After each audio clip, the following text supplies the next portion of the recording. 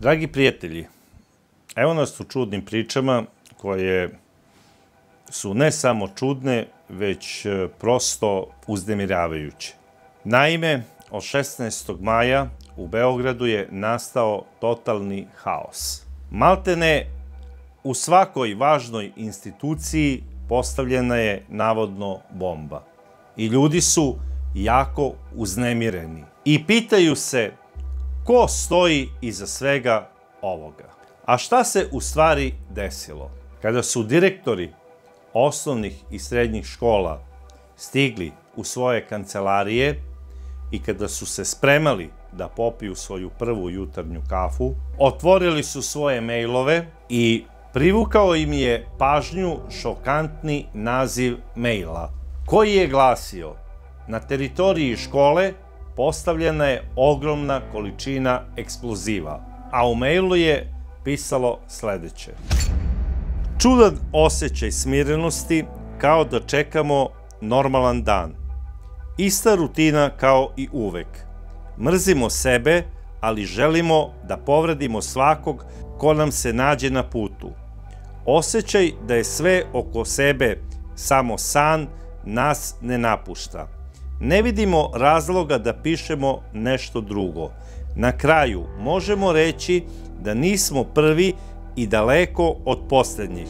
Ubijaće vas automobilima, bombama, noževima, svime što vam dođe pod ruku. Ološ poput nas uništit će sve oko sebe, jer je sve trulo, svi ste truli iznutra. Jezivo. I naravno, kada su direktori videli ovakav sadržaj, posle prvog šoka uzeli su svoje telefone i pozvali 192. Policija grada Beograda je ozbiljno shvatila ove pretnje, obavestila je šefove po svim linijama koji su organizovali izlazak kontradiverzionih jedinica koje su odradile pregled škola. Utvrđeno je da se na prostoru gdje se nalaze škole ne nalazi ništa sumnjivo što bi ukazivalo na neku eksplozivnu napravu. I pošto je ovaj mail pisan ćirilicom stigao na 97 škola u gradu Beogradu, otkazana je nastava. Ovaj mail je mnogim školama stigao ujutru pred početak same nastave, a nekim školama je stigao pred početak popodnevne nastave. Međutim, tu nije kraj. Počeo je da stiže i na neke druge adrese, a to su sledeći objekti: Brankov most, most Gazela, Novi železnički most, most na Adi, Pančevački most, Narodni muzej, Delta City, Ada Mall, Tržni centar Stadion, Tržni centar Konjarnik, Beogradski zoološki vrt, Javni akvarijum i tropikarijum, McDonald's Bežanijska kosa, Beogradski aerodrom, Glavna stanica Beograd, Prokop, Predsednikova kuća sa velikim P, Gradsko veće, svaka elektrana, svaki objekat za prečišćavanje vode, Ruska ambasada. Kontradiverzione ekipe MUP-a Srbije utvrdile su da su jutrošnje dojave o postavljenim bombama u 97 osnovnih i pojedinim srednjim školama bile lažne. Pregled je trajao nekih sat vremena. Došla je specijalna ekipa policije sa psom i oni su iskontrolisali celu školu unutar zgrade, školsko dvorište i oba ulaza u školu i ispostavilo se da je dojava lažna. Pa bili smo uznemireni i zato sam i tako reagovala u ovom trenutku. Naravno, bit će pojačano dežurstvo ne samo danas, nego i narednih dana do kraja školske godine i nadam se da će ostati na ovome. Ja sam dugo razmišljao o svemu ovome što se desilo. I setio sam se nekih davnih dana kada sam i ja bio dete, a naravno i kada su moji drugovi bili deca. Mi smo bili đaci i mi smo bili deca koja nisu volela baš puno da uče. Naročito ne matematiku i fiziku. Na svaki pomen Njutna i Njutnovog zakona dobio sam gorušicu. I imali smo jednu ovakvu epizodu. Te daleke 1980. godine, kada sam ja bio učenik 6. razreda i imao sam kontrolni iz fizike, sastao sam se sa drugovima u jednom parku i počeli smo da pričamo kako da izbegnemo kontrolni zadatak iz fizike. Razmišljali smo da odemo kod lekara, pošto su tada lekari pisali ona opravdanja o nedolasku u školu, da izmislimo ne znam šta. Čak je jedan od drugova rekao, hajde da hvatamo pčele i da ih stavljamo na ruku, pa da odemo tako u hitnu pomoć i da dobijemo opravdanje da ne bismo otišli kod čuvenog profesora Viće na kontrolni iz fizike. I onda je jedan od naših drugova, koji je imao nadimak Švaba, došao na ideju da ubacimo 2 dinara u javnu govornicu koja je bila kod hotela i da prijavimo da je u nekoj od knjaževačkih škola postavljena bomba. To smo i uradili. Čak smo koristili i jednu maramicu koju smo stavili preko mikrofona da bi glas zvučao onako opasnije. I ovaj dečko je rekao onako, ovde upravo sam došao iz Nemačke i stavili smo bombu u jednu školu jer smatramo da trebamo uništiti omladinu ovog naroda jer smo videli natpis da je omladina ovog naroda najveće vaše blago. I naravno direktor škole Dimitrije Todorović Kaplar odmah je nazvao načelnika SUP-a, gospodina Nenkovića, koji je tada obavljao tu funkciju, i on je ovo preozbiljno shvatio. Stigle su policijske jedinice iz celog regiona da bi se izvršila kompletna akcija u svim školama, jer se pojavila priča da je ušla opasna teroristička organizacija da pobije našu omladinu. I šta smo mi radili? Mi smo bili presrećni. Nismo mogli da izdržimo, nego smo se hvalili i nekim svojim drugaricama da bismo postali veće baje u njihovim očima. I onda je to došlo do ušiju nekog tate koji nas je prijavio i policija nas je sve privela. Mi smo bili vrlo tvrda ekipa. 8 minuta nismo priznali ovo krivično delo, ali posle 8 minuta priznali smo. I svi su nam oprostili, zato što su bili srećni, jer iza ovog nije stajala nikakva teroristička organizacija. Ali se dugo pričalo o tome.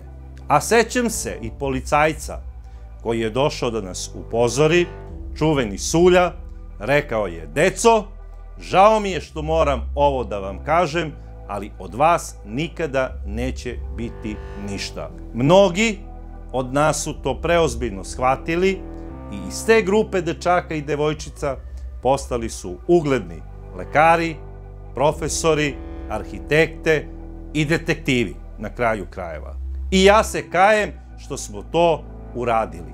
Dobili smo, doduše, i neke vaspitne popravne mere od svojih roditelja i ja sam uzeo knjigu i naučio Njutnov zakon, koji i dan danas znam. Mi smo imali tada malog Švabu, ali ja imam utisak da je ovde u gradu Beogradu glavnu ulogu preuzeo mali Perica.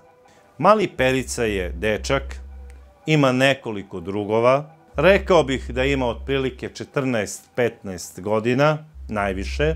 Ima problem sa ocem, koji je dosta strog, koji voli da popije i koju čašicu više i neće da toleriše njegove slabe ocene u školi.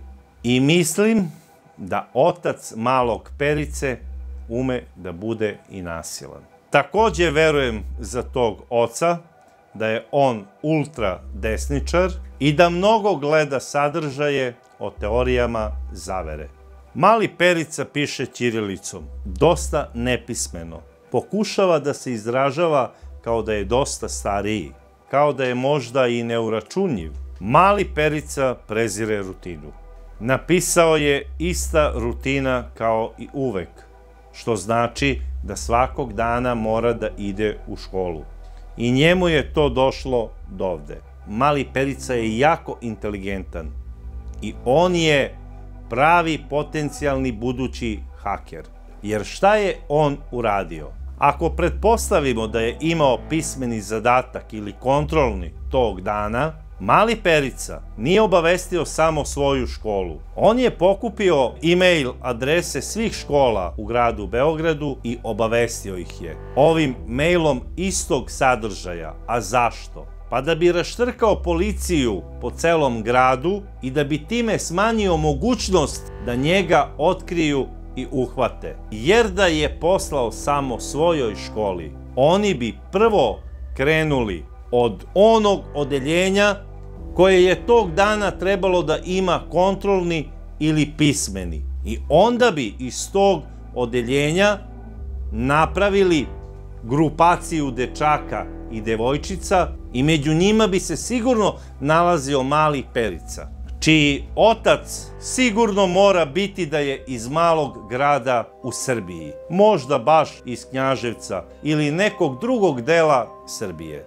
iz Niša, Zaječara, Pirota, gde gramatika baš i nije tako bitan predmet u nastavi. I šta je bilo dalje? Kada je Mali Perica shvatio koliku je frku napravio u celom gradu, on preduzima dalju radnju. Želi malte ne da blokira ceo grad, da raširi priču, jer je dobio na važnosti. Osjećao se kao Bog i on uzima priču u svoje ruke i šalje i tržnim centrima, i stadionima, i mostovima, i naravno Narodnom muzeju, jer se seća dobro kako ga je učiteljica izvukla za uvo zato što ne gleda tamo eksponate kako treba, nego se zeza sa devojčicama. I on zato mrzi Narodni muzej. Ja mislim da se oko Malog Perice polako steže obruč. I da se Mali Perica previše zaigrao. Jer da su u pitanju neki teroristi, priča bi bila sasvim drugačija. Jer šta rade teroristi? Teroristi šalju dojave za lažni grad i za lažne objekte, da će odraditi neku terorističku akciju. Ali uvek stavljaju svoje pravo ime, da bi dobili na popularnosti. Jer cilj terorističke organizacije je upravo da se zna o njima, jer to je njihov posao. Oni ne žele da budu tajna organizacija. Oni se ne bave teorijama zavere, oni su revolucionarne organizacije. A ovu poruku je poslao ESB 1465, ali se e-mail adresa ne vidi zato što je koristio VPN. A šta se zapravo desilo u Beogradu te 1465. godine? Tada je Ivan Beg preuzeo vlast i vladao je do 1490. godine. Možda se i Mali Perica zove Ivan, pa je ovom godinom hteo da sakrije svoj pravi identitet. Ako mu ne ide fizika i Newtonov zakon, možda je Mali Perica dobar đak iz istorije. Sigurno ima 5 ko vrata i 8. je razred. I istorija nije bila razlog ovih suludih dezinformacija. Ovo je bilo moje mišljenje o ovom događaju, a šta vi mislite o ovome, napišite u svojim komentarima, a mi se vidimo u sledećim čudnim pričama. A do tada ja vas pozdravljam.